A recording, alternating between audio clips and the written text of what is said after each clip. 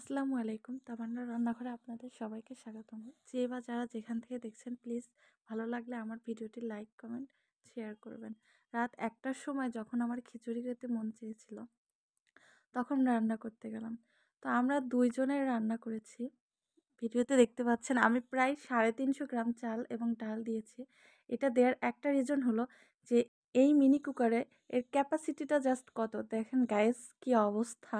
আমি খিচুড়ি দিয়ে গিয়েছি, এরপরে দেখা যাচ্ছে চারিদিকে অবস্থা পুরাই খারাপ।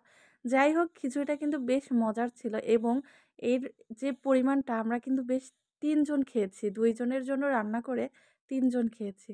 তো লাস্টে একটু ধনিয়া পাতা এড করে দেওয়া হলো। এতে খিচুড়ির যে স্বাদটা আরো ৩ গুণ বেড়ে গেল। তো আসলে আপনারা ভিডিওতে যে দেখতেছেন, দেখেই বোঝা যাচ্ছে কতটা লোভনীয় স্বাদ। তো আমি একটু ঢেকে দিলাম। তারপর হালকা একটু নেড়েচেড়ে কিছুক্ষণের জন্য রাখলাম এবং আপনাদেরকে দেখাচ্ছি যে খিচুড়িটা কত সুন্দর হয়েছে। যদিও ফুললি লোড, আরেকটু থাকলে হয়তো বেটার হইতো। তারপরে আমি এখন নামিয়ে ফেলবো এবং খাবো। কিন্তু পরিমাণটা অনেকটা। আমরা ৩ জনে খুব পেট ভরে খেয়েছি দেখুন। এই যে খিচুড়িগুলো মাশাআল্লাহ খুব টেস্ট।